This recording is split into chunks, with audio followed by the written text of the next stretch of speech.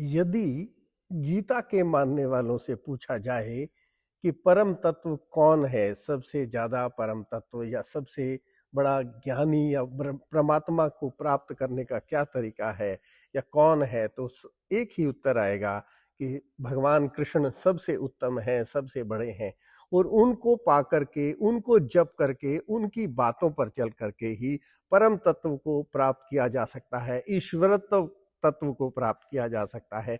और ऐसा बहुतों ने, मीरा ने, तुलसी ने, रसखान ने प्राप्त भी किया है।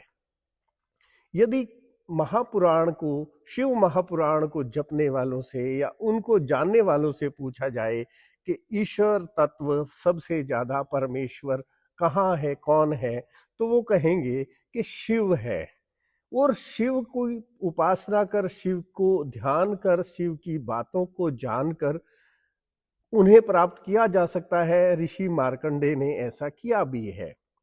यदि किसी मुस्लिम से कुरान के मानने वाले से पूछा जाए कि परमात्मा या परम ईश्वर कौन है, या तो वो कहेंगे अल्लाह को जो जानता है, कुरान को जो मानता है, खुदा को जो मानता है, वो खुदा ही सबसे सर्वोपरि है, सर्वश्रेष्ठ है। और फरीदी जैसे सूफी संत ने उसे अल्लाह या खुदा करके पाया भी है।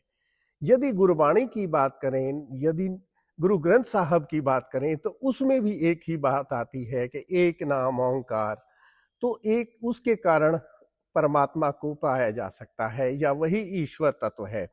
तो अलग अलग लोग, अलग अलग लोगों को मानने वाले अलग अलग चीजों को परमात्मा या ईश्वर तत्व मानते हैं। तो क्या ये गलत है? परंतु जब हम ये कहते हैं तो गलत क्या है? गलत ये है कि ये कहना कि केवल ये ही सर्वश्रेष्ठ है या मेरा मानना ही सर्वश्रेष्ठ है। इस विषय में कबीर जी ने बहुत सुंदर बात कही है।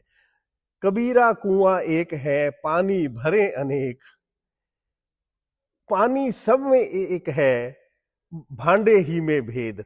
यानी कि जो कुआं है उसमें से पानी केवल एक ही है और अलग अलग लोग उसके अंदर से, बहुत सारे लोग पानी लेते हैं, परंतु जो बर्तन है उसके अंदर भेद है, पानी में कोई भेद नहीं है। जैसे यदि दो गिलासों में, एक सोने का गिलास, एक चांदी का गिलास और एक पीतल के गिलास में पानी रखा जाए और हम उसको कहें कि ये पानी अच्छा है, तो वो कैसे हो सकता है? पानी तो सबके अंदर एक है, परंतु केवल भांडा यानी पीतल, चांदी, तांबा या लोहा, उसमें भेद है।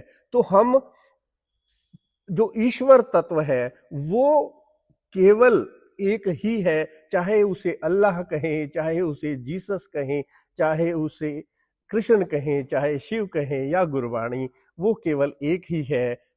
हमें इस बात को समझना है कि कबीर जी ने क्या कहा है कि भांडा, पानी सब में एक है, भांडे ही में भेद।